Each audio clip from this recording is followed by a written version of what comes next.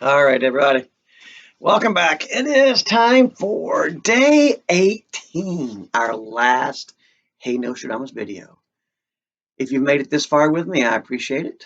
I think I'm probably talking just to myself, but maybe one of you out there has watched all of the other videos and read the book along with me, and I hope you've enjoyed the book. I wish we had been together for this. This could have been a good experience together in the classroom, talking about it, reading it together. Um, Experiencing it, right? Without having to sit and watch me read to you when you're busy doing other things. It's hard at home, right? At school, you're a captive audience, but here at home, it's a little bit harder. Okay, so last we left, Heather had confronted Allison and made her give her the sheet that Jason had written out. Remember, Allison's daughter came to her and said, it's not what you think. Didn't sleep with Jason. He came to my mom. Sorry, he came to my mom and said, if I ever died or disappeared or something happened to me, um, contact Heather and act like this is coming from the great beyond. I think he was trying to give her some comfort, trying to make her feel better.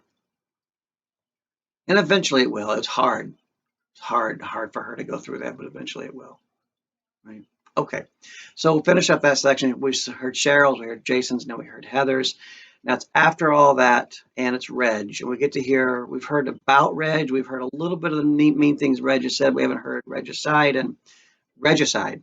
Regicide. Registeel, Reggie Ice.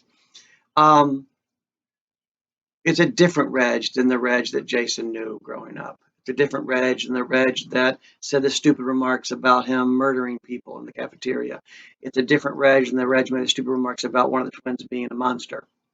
Okay? It's a sober, more real, I don't mean sober as in not drunk, but sober as in more down to earth, um, realistic father who's lost both his sons now. Okay? So, page 231, or Jason section. Jason, my son, unlike you, I grew up amid the dank, smothering alder leaves of Agassiz, far from the city. In summer, I could tell you the date simply by chronicling the number of children who had drowned in the Fraser River or been poisoned by the laburnum pods that dangled from branches and so closely resembled runner beans. I spent those summer days in the Fraser's gravel bars, watching eagles in the tall snag trees browse for salmon, but I wasn't in the river for the scenery. It was piety. I believed the maxim that should I lose my footing, God would come in and carry me wherever the river was deepest. The water felt like an ongoing purification, and I've never felt as clean as I did then. That was so many decades ago. The Fraser is now probably full of fish rendered blind by silt from gravel quarries, its surface pocked with bodies that somehow worked themselves loose from their cement kimonos. Autumn. Autumn was a time of sorting out the daffodil bulbs with their Malathian stink, brushing their onion skin coatings from overly thick sweaters knit by two grandmothers who refused to speak English while they carded wool. Winters were spent in the rain, grooming the fields. I was raised to believe that the opposite of labor is theft, not leisure. I remember my boots sinking in mud that tried to steal my knees, its sucking noise. And then there was spring, always the spring, when the mess and stink and garbage of the rest of the year were redeemed by the arrival of the flowers. I was so proud of them. Proud, me, Reginald Clausen, proud that they loaned innocence and beauty to a land that was never really tamed. Proud from walking in the fields, inside the yellow that smelled of birth and forgiveness, only to stare north out at the forest in its black-green clutch, always taunting me, inviting me inside, away from the sun, hiding something. But what? Perhaps hiding the Sasquatch, what we sometimes call around here Bigfoot, right? Perhaps hiding the Sasquatch. The legend of the Sasquatch has always been potent in my mind, the man beast who supposedly lives in the tree-tangled forests. It was a Sasquatch I'd always identified with, and perhaps you can see why. A creature lost in the wilderness, forever in hiding, seeking companionship and friendship, living alone without words or kindness from others. How I hope to find the Sasquatch, hope to bring him out of the forest and into the world. I plan to teach him words and clothe him and save him in as many ways as I could. My mother encouraged me to do this, to save the soul of this damn beast, bear witness to him, make him one of us, force him to gain a world while surrendering his mystery. I sometimes wondered whether gaining the world and losing one's mystery was such a good deal, and I felt ashamed of thinking this. The world is a good place, rain and mud and man-eating forest included. God created the world. I believe that. No theory of creation satisfies me, but I have this sureness in my heart. I remember finding out the world was actually just a planet in school in the third grade, and I remember hating the teacher, Mr. Rowan, who discussed the solar system as if it were a rock collection. It's so hard to balance in our minds the knowledge that the world is mundanely a planet. The former is so holy, the latter merely a science project. I walked out of class indignant and spent a week at home as the school of my father tried to negotiate a meeting point between the rock collection and creation theory of the earth and the more decent and spiritual notion of the world. None was reached. I was put into another teacher's class. My father was an angry man, you know that, but he was also a man of little faith, constantly angry because why? Because he took over his father's daffodil farm and forfeited whatever life he might have created for himself. My father was fierce, and I was fierce with you, Jason. And when I became fierce with you, I was appalled, yet unable to stop myself. This line just gets me every time I read the book. It hits me like a dagger deep into my heart. I was appalled and yet unable to stop myself. And as a parent, I feel that way oftentimes. And heck, as a father, as a husband, I feel that way. Um, Saying things, mean things in an argument or in a fight, or getting angry at one of the kids and carrying it on way longer than it should. I try to teach my little ones about letting anger go. And the Buddha said, anger's like holding on to anger is like picking up a hot coal, expecting to throw it at your enemy, when really all that happens is you get burned, right? And anger burns and eats you up inside. And I try to teach my kids, my little ones, all my kids, to let go of anger. And I'm a horrible example myself, holding on to anger long past any reasonable amount of time. Yeah. And I'm appalled at myself, appalled, just disgusted with myself when I do it. And I find myself unable to stop myself. I don't know, 53 years of conditioning, the meanness I was given. I don't, it gets me every time, though. My fierceness with you came not from any desire to copy my father, but instead from my desire to be his opposite, to be righteous, and to be strong where my own father was weak.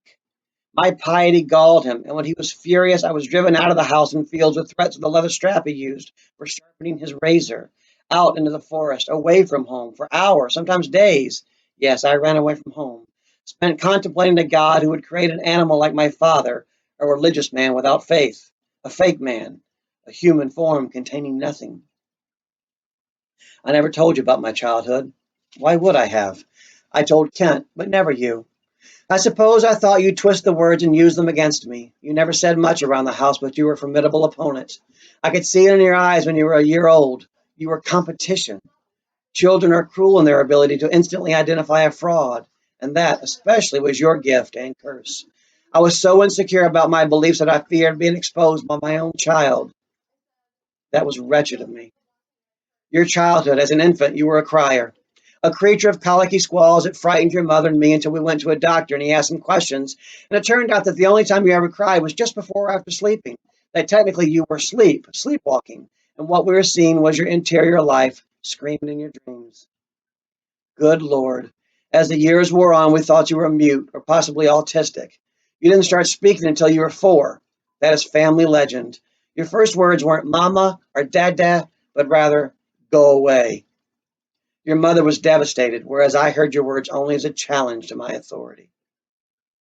Listen to me, already. The words of a lonely, broken man in his little apartment somewhere on the edge of the new world. Let me change tactics. Maybe I can see myself better that way. Here. Reg always thought that God had a startling revelation to hand him, a divine mission. That's why he always seemed so aloof and arrogant and distant from the people and events around him. He was the chosen one.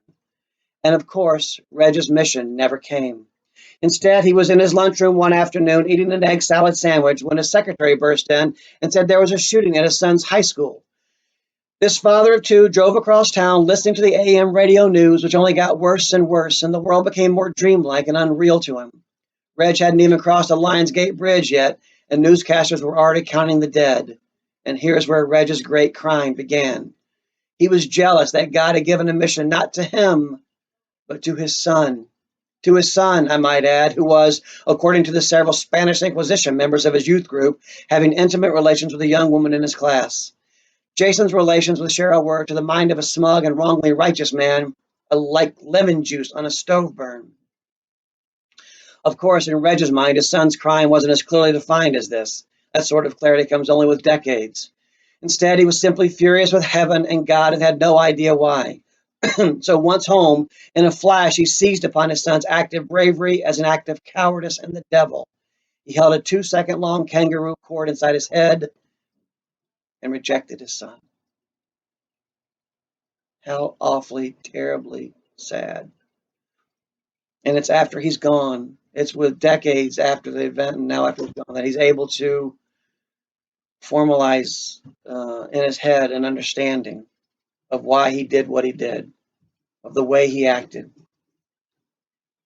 And isn't that the worst part of it?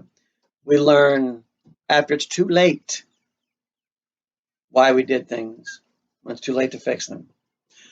A quote from Heart of Darkness. Droll thing life is, that mysterious arrangement of merciless logic for some futile purpose, a knowledge that comes too late, a crop of unextinguishable regrets. Yeah, the most we can hope from life is some unextinguishable regrets. Droll thing life is, that mysterious arrangement of merciless logic for some futile purpose, the most you can hope from is some knowledge of yourself that comes too late, a crop of unextinguishable regrets. How terribly, terribly sad. I keep saying that, but I think the father section is the hardest one to read as a father, I guess, myself, and understanding the wrong that I've done, the grudges I've harbored, the times I've been mean when I should have been kind. Yeah, this section gets me every time.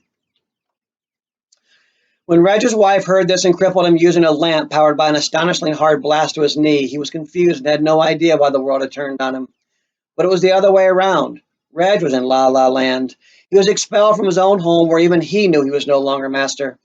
In the hospital, nobody save for his firstborn son visited him. Why would anybody want to visit such a miscreant? The only other exception was the complaining and hostile wraith that his sister had become, who drove in once a week from Agassiz. She demanded gas money and shamed Reg by pointing out how few flowers he'd been sent in the hospital, only some limp gladioli in yellow water supplied by his office. When Reg was released from the hospital, he moved into a new apartment in a new building owned by his boss's brother-in-law. He went back to work, but no one spoke to him much. There were condolences and expressions of gladness that Jason had been exonerated, but his coworkers knew he'd been abandoned by his family, that he lived alone, and that this was all somehow connected to his pride and vanity. Vanity. When Reg was courting his wife to be, he thought he should spiff himself up a bit. So being frugal but optimistic, frugal means cheap, saving money, but to an extreme. Being frugal but optimistic, he went to the Value Village, a former grocery store now filled with mildewed socks and blouses and plastic kitchenware. Just on a side note, just as a way of your own edification, the opposite of frugal is prodigal. Prodigal means a spendthrift, someone who throws their money away. So you've probably read, or at least heard of, in the Bible, the parable of the prodigal son, right? Who says to his father, "I'm leaving, give me my half of the inheritance now," and he goes off and he spends all his money on prostitutes and gambling and drinking and other forms of sin. And then a famine, his friends leaving when he runs out of money. A famine hits the land. There's no food. There's no water. And he has no job. And so he finally gets a job feeding pigs. And he has to live in the barn. And the husks that he was feeding the swine, the pigs, was more than he was even eating himself. So that looked good to him. So he decided that he should come home. Right? Even his father's servants have more food to eat than I do, and I'm his son. I'll apologize to my dad. I'll go back and say, I'm no longer worthy to be called your son. Right? I've sinned against you in heaven. And he comes home, and his father, when he sees him, doesn't yell at him, doesn't scold him, doesn't berate him with what he's done wrong, but instead he runs to his son and he falls down on his knees and he hugs his son and he says, "Get the best robes and put it on my son. Put rings on his fingers. Go kill the fatted calf. We're going to have a celebration. My son was lost and is found again. He was dead and is alive again." Yeah, his son screwed up big time. He went and he wasted all the money and he came home, but he came home repentant. And the father said, "Okay, we'll deal with that later. Right now, we are going to rejoice, for you are home." It's like, I just read this to my freshmen. We did a Raisin in the Sun. I did a video for them. And if you remember a Raisin in the Sun, remember, mom's husband dies and they get a $10,000 life insurance check, which is equal to about $109,000 in today's currency. A lot of money. She goes and buys a down payment on, puts a down payment on a house. And then she says, "Walter, here's $6,500, $6,500. Go put it in the bank. Put $3,000 aside for beneath the school. Ain't nobody gonna touch that. And the other $3,500, put in the checking account. And whatever goes in or out of it, you take care of. You be the man of this house," right? She's trying to fix what's broken inside of it. I hope you remember the when you read this in ninth grade. But he doesn't do that. Instead, he takes the $6,500, all of it, and he gives it to a man who later Mom Ruth says, Benita says, even Travis, your son wouldn't even have trusted this man, and then runs off with all the money. And Walter's like, "No, Willie, not that money. That money was made out of my father's flesh. Not that money, Willie." And Mama comes in and goes, "Son, is it all gone? All of it? Even beneath the schooling money?" Right? Devastated. Just crippled the family. And Benita gives up on her brother. And she says, "That ain't no man." Because Walter's going to go do the stereotypical, yes, sir, Captain Boss, yes, sir, and try to get money from these white folks who don't want them moving into their white neighborhood to degrade himself. And Mama says, "We come from 5 generations of slaves and sharecroppers, and ain't none of us never took no money as a way of telling us we ain't fit to walk the earth." And her son was about to do it. Now, he doesn't, right? He doesn't. But before that happens, Benita says, "That ain't no man. He ain't no man." And Mama says, "Oh, you think you're so righteous? Have your death done coming here on the lips of my children? Have you mourned for your brother today? Not for the money we lost, not for the family. Have you mourned for your brother, for what he's going through, for how he done been beat down and now he done been beat down again? Have you mourned for him?" Right? And they says something about there's nothing left to love. And Mama says to her, "When do you think you're supposed to love somebody? It's easy to love somebody when things are going well. When things are happening in the house, love you, love you, love you, love you. That's easy, right?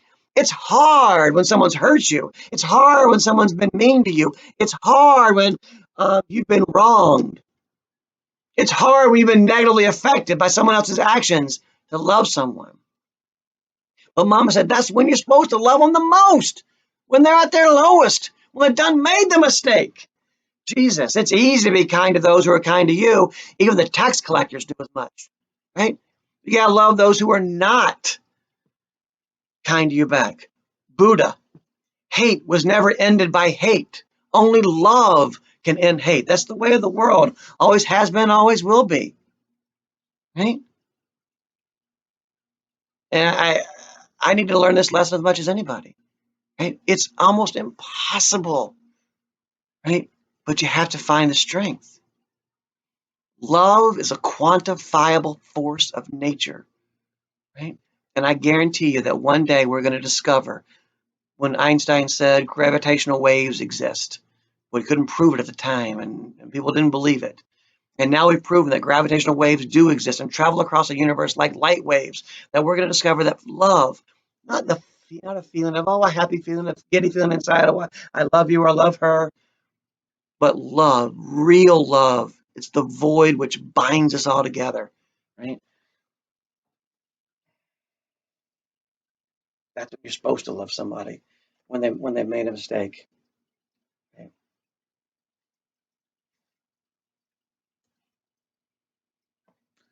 All right. Um, let's get back to Nostradamus. All right. He was gonna. Oh, I'm sorry. So I went off on that tangent. So the word prodigal, go back to where I first begun. The word prodigal means spendthrift, means spending all your money. People, when I ask that question, people always say, oh, prodigal means lost or returned or wayward or sinful or something like that because they remember that part of the story. But he's the prodigal son. He goes off and spends all the money. So the opposite of prodigal is frugal, and Reg is frugal. So back to Reg being cheap. He went to a Value Village, a former grocery store now filled with mildewed socks and blouses and plastic kitchenware. He found a pair of mint condition, unworn black shoes in his size for $1.49. Woo! He was so proud of those shoes, and he wore them out of the store into the rain where he was to meet his gal, just getting off her shift at Duffy's Donuts. He walked into the donut shop where even ugly yellow fluorescent tubes couldn't diminish her complexion. She was putting a jacket over her work uniform. She looked down and said, "What the geez happened to your feet?" His feet had turned into bundles of soggy paper. The shoes he'd purchased were mortuary shoes, designed only for open coffins, never to be worn by the living. Cheapness and vanity. Your mother. She's technically alive, but she isn't really here. She is far gone in her alcoholic dementia. Her liver is on its final boozy gasp. I take the blame. I liked her drunk because she was a quiet and amiable drunk. When she was drunk, her eyes lost that accusatory look. When she was drunk, she gave the impression she'd ride life unchanged right through to the end, that her life was spiritually adequate, that she wore a crown of stars.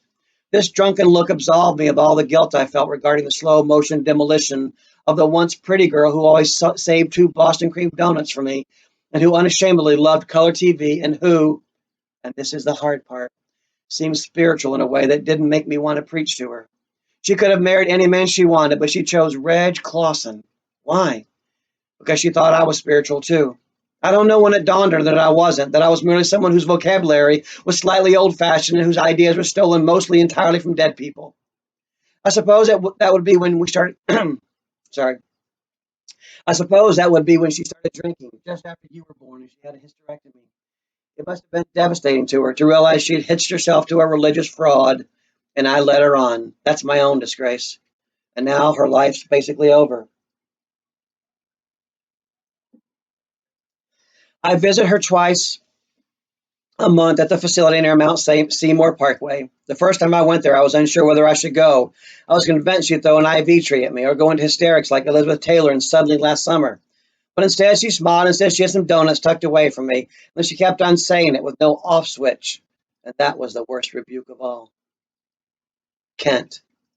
When Kent died, I found that physically leaving Earth was a desirable notion. I was at work when I learned of his death out by the front reception area trying to unjam a roll of fax paper. I was irritated and I told the receptionist to put me on speakerphone, and that's where I was when Barb's mother told me. I fell on my knees and I saw a wash of light, and then I saw a fleet of dazzling metal spaceships like bullets aimed at the sun. And I wanted to walk toward them and get inside one and leave everything behind. And then the everyday world returned. I'd had that vision, the only vision I'd ever had, but it told me nothing and offered no comfort. So what good was that? And what was left in my life? At the funeral, you shunned me, as did your mother. I can't say I blame you.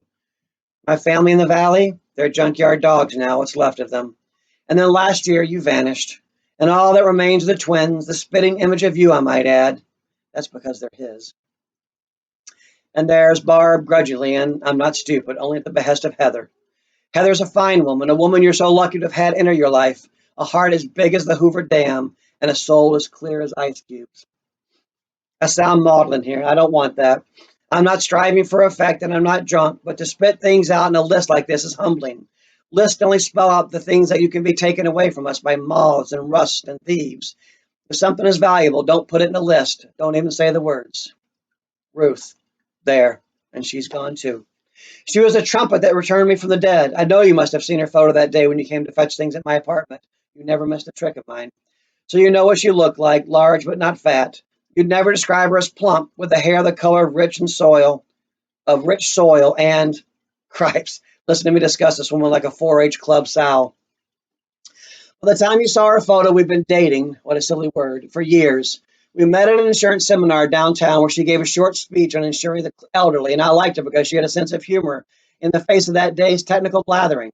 I also learned from her that I have a hint of a sense of humor myself. Yes, I can already see your face puckering with disbelief. So be it.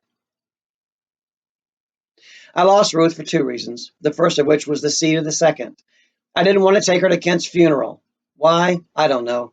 I could plead crazed grief, but even still. She said I was ashamed because I was still married to your mother, and that I had a schoolboy shame that people would stare at us and imagine the two of us making love out of wedlock. How pathetic. And she was right. Ruth was always right. But she was a deep believer, too, and willing to endure my crotchety trespasses. When you went missing, I fell apart, although I doubt you'll believe that. Two sons gone. How is a man supposed to feel? Ruth was a help at first, but then she learned I was still going to visit your mother twice a month, and she told me it was time I divorced your mother and married her. I ought to have hired a skywriting jet to say yes, but no. I said that marriage was until death. This from a man who went for a decade not communicating with his wife. Such a hypocrite. We were in the keg at the foot of Lonsdale when she told me her stance, and I told her of my counter decision. For the first time since I'd known her, she froze me out. For Kent's funeral, she'd show me forgiveness, but that night in the restaurant, she went crazy with a calm face, justifiably so. We'd shared so much, and to have our bank of memories turned against me, Ruth had no idea that even though I was sitting there with zucchini sticks and dipping sauce in front of me, blinking my eyes, in my mind I was already dead. And I was standing at the gates of heaven, the way I'd always imagined the first part of death to be like, being shown a film clip version of my life. A naive vision, but one common to men of my age. Even after all I'd been through, I'd still assumed I'd sail right through those gates. Such presumption is itself a sin. But as Ruth listed smaller reasons for leaving me, I knew I was further away from the gates than I'd ever dreamed. I'd always believed I'd been leading an upstanding life, immune to all forms of interrogation. But among other things, Ruth told me I thought like an infant, that I was confusing what I thought was right with what God thought was right, and that I was harder to please than God, and who exactly did I think I was? And then she told me that she was leaving, and that once she was out the door, I would never be loved by anybody ever again, and that I brought all of this upon myself. Have you ever known what it's like to be loved by nobody? Maybe you have, but no, that's not possible because your mother never failed you. Me, I didn't know what to do. I was shattered, and in a moment of weakness, I phoned your Heather. I arrogantly assumed that because her family all lived far away, she must feel equally unloved from her side. And in this, I was correct, but she said I didn't have to feel guilty for calling her for that reason. It's strange, but once you begin to confess your weaknesses, one confession leads to another, and the effect is astonishingly liberating. At my age, it was a little like having food poisoning, all that bile and poison sprayed out of me in every direction. A process that took a few weeks as Heather and I tried to find you. It wasn't until I emptied of I was it wasn't until I felt emptied of lies and weaknesses that, as with recovering from a poisoning, I felt mending again. Heather. I want to discuss that false psychic you paid to bring Heather messages from the dead. It was a thoughtful idea, but one that backfired and then ultimately, in its own way, front fired, giving Heather more hope than you'd imagine. But Lord Almighty, did that psychic woman pull a number on Heather? Right from the get-go, she began extorting money, thousands. People like that woman make it clear just how asinine it is to believe that human beings have some kind of built-in universal sense of goodness. These days, I think that everybody's just one spit away from being a mall bomber. And here we are in Reg's section. And I told you, in every section, we'd have that same message, that same notion, that same theme, that we're all walking the line between good and bad. And no matter how good we think we are, no matter how good other people think other folks are, everyone's just one spit away from being a mall bomber, from poisoning the village well, from shooting up a school, from doing horrible things.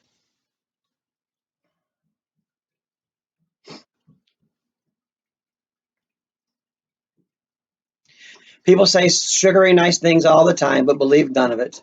See how many weapons people have in stockpiled. Inspect their ammo cache. Read their criminal records. Get them drunk and bring up God, and then you really know what it is you have to protect yourself from. Forget intentions. Learn the deeds of which they're capable. Anyway, in the end, Heather twigged onto this psychic's game plan. In doing so, she told me about your characters. I had no idea you had this other world inside your head. And if you ever read these words, I imagine you'll blush as you do so. But don't. Fraggles, Bonnie, Gerard, the characters are pure delight. They're lime sherbet and maraschino cherries. They're almost holy. Your characters. That was the sort of thing Ouch have been telling you at bedtime, rather than squeezing out of you your daily list of trespasses. God, I was a grim old sucker. Just so you know, Heather quit her job at the courts and she's now working full time making children's books using your characters. They're good little books, and one might even be published locally. Heather and Barb allow me to read them to the twins, so I come out of this a winner. And again, I have to say how much the twins resemble you. I wonder what Kent would have thought. He's fading from my memory, you know. Sometimes I have to work to conjure up his face or his voice. I oughtn't be telling you that because it means that I'll forget your face and voice someday too. But don't take it that way. I'm in a Kinko's writing this. I haven't said that yet. It's downtown and open 24 hours. It's maybe 1 a.m. I'm the only customer here on this side of the store. Two other people, homesick German tourists, I'm guessing, are across the room trying to send a fax. Kinko's were like kind of like a UPS store without the shipping of the UPS. When people couldn't print from home and couldn't do all the desktop publishing and things, you could go there. It's open 24 hours a day. You could send faxes. Those are things that you put in a machine, and it was in a piece of paper would come out in a different machine somewhere else with the same words on it. Look up fax. It's a facsimile. Um, and you could copy and you could take stuff to them and they would copy it for you. You could bind things, that kind of stuff. I think heaven must be a little bit like this place. Everybody with a purpose in a beautiful, clean environment. They even have those wonderful new full spectrum lights that make you look like you've just returned from a stroll in an Irish mist. Why am I here? I'm here because I still don't have a computer. And I'm here writing this because today I got a call from the RCMP out in Chilliwack. That's the Royal Canadian Mounted Police, the police. They called to say that they found your highly weathered flannel shirt and in its pocket your Scotiabank debit card. It was tangled in some bulrushes and swamp beside a forest out there. Found by some kids shooting BB guns. I asked them if they were going to organize a manhunt, and while they didn't laugh aloud, they made it clear that one was not being planned. How dare they? All they gave me was a map. So we can put together what happened.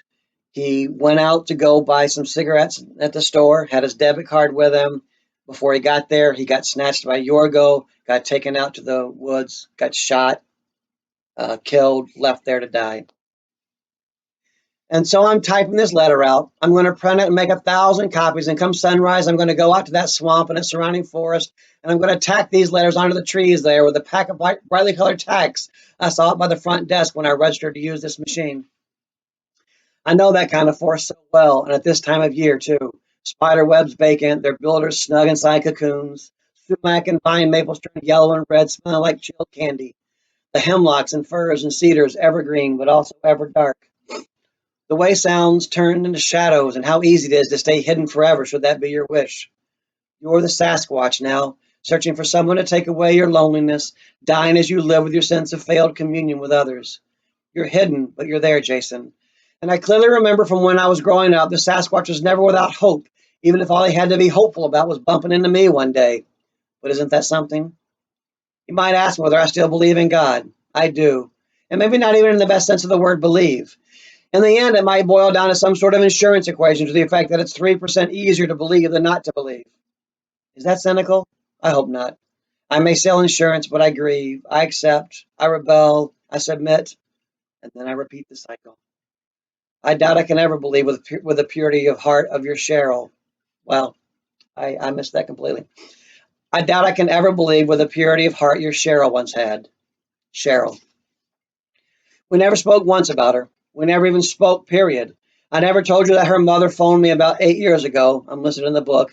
And she said that until that day, she'd always believed you were involved in the shootings. But then, it's the funniest thing. I was making coffee this morning. I went to put an extra apple in Lloyd's attache case because the apples are so good this time of year.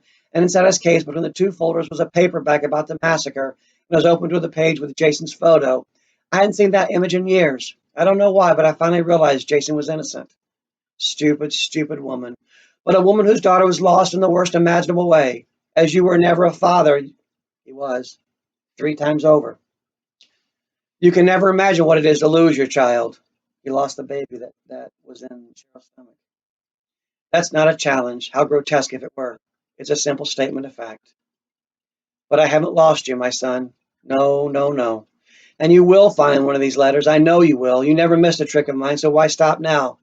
And when you do find this letter, you know what? Something extraordinary will happen. It will be like a reverse solar eclipse. The sun will start shining down in the middle of the night. Imagine that. And when I see this sunlight, it will be my signal to go running out into the streets. And I'll shout over and over, "Awake, awake! The son of mine who was once lost has now been found." I'll pound on every door in the city and my cry will ring true. "Awake, everyone, listen! There has been a miracle. My son who was once dead is now alive. Rejoice, all of you, rejoice. You must. My son is coming home." And that's it. Sad ending, isn't it? I mean, hopeful in that Reg has turned his life around, hopeful in that he's become more self-aware, hopeful in that Heather is making children's books from their characters, so they're living on, so part of Jason is living on, hopeful in that Reg is part of the twins' life now, so they'll have that family. And yet, the pervading sense of loss in the whole thing is like a weight crushing me, pushing me down into the couch right now. I love this book, and I've read this, let's see, man, 15, 20, at least 20, 25 times I read this book. Because I do it every year, usually with two senior classes. I've probably been doing this book for 15 years, man, probably 30 times I read it. And then on my own, I don't know. That's a lot. And I still get choked up at parts, and I still feel sad, and I love this book. Okay, folks, that was our last novel together. Um, at this point, if we were in school, well, a while back we'd have done this book already. We'd be doing movies and looking at movies as literature and pulling out themes and stuff like that. And we may or may not. Don't know how much time we have left. It's the 12th already. I want to give you your final project for Hey Nostradamus, which is a big project. So I got to give you time to do that, plus your final exam. That might be it. Yeah, we'll see. All right, folks. So I'm signing off here with Hey Nostradamus. Um, please take care of yourselves. I love you. I do. I mean that. And I mean that as a quantifiable force of nature. If I can help in any way, you reach out to me. Please be happy and stay healthy. And I'll see you at graduation. One way or another, I'll see you at graduation.